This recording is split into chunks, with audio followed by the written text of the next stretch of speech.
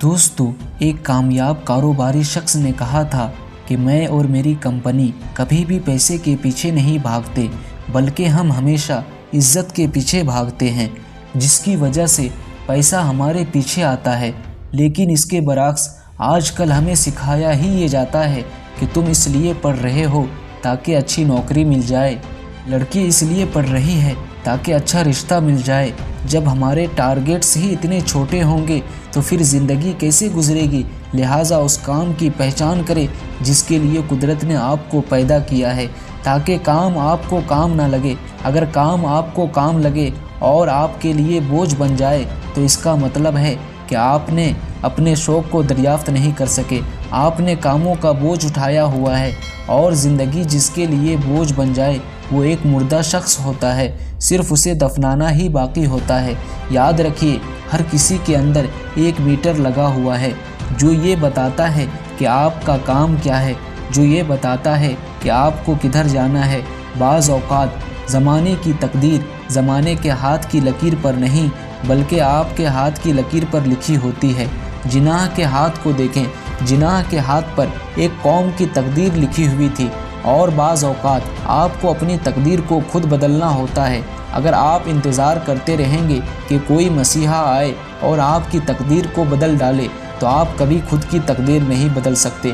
क्या आपने कभी सोचा है कि अगर अब्दुल सत्तार ऐदी ना होते तो कितने लावारिस बच्चे यूं ही ठोकरें खाते, कितने यतीम बच्चे बेसहारा रह जाते।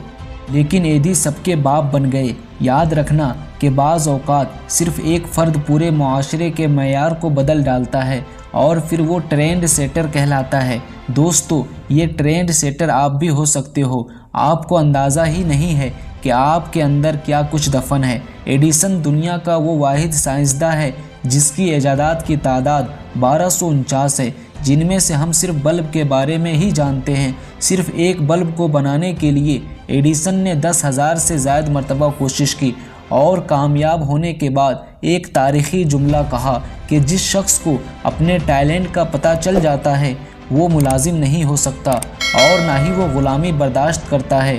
ग़ुलाम और मुलाजिम हमेशा वो लोग होते हैं जिन्हें अपने आप का पता नहीं होता, वो अपने आप को बहुत सस्ता बेच रहे होते हैं। अक्सर लोग हर रोज़ अपने शौक़ बदलते रहते हैं। इसकी वजह ये होती है कि उन्हें इस बात का शऊर ही नहीं होता कि उनका हकीकी शौक़ क्या है जो उन्हें खुदा की तरफ से अता किया गया है। और फिर जब वो अपने शौक़ को तलाश कर लेते हैं तो वो शौक़ उनकी पहचान बन जाती है। फ़र्ज़ करें कमरे में बहुत अंधेरा है और आप बाहर निकलने का रास्ता तलाश कर रहे हैं। अचानक आपका हाथ खिड़की से छुआ तो आप समझे कि यही दरवाज़ा है, हालांकि वो दरवाज़ा नहीं होता।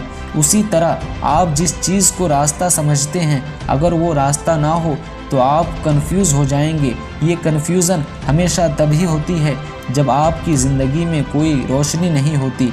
लेकिन जब आपका अपनी ज़ात के बारे में शऊर बढ़ने लगता है तो आपको ये भी पता चलना शुरू हो जाता है कि आपको अपनी ज़िंदगी में क्या करना है।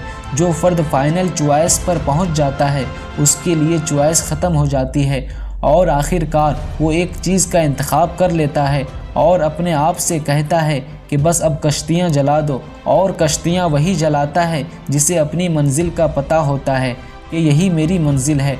आम तौर पर इंसान की वक्ती मोटिवेशन बहुत ज़्यादा होती है।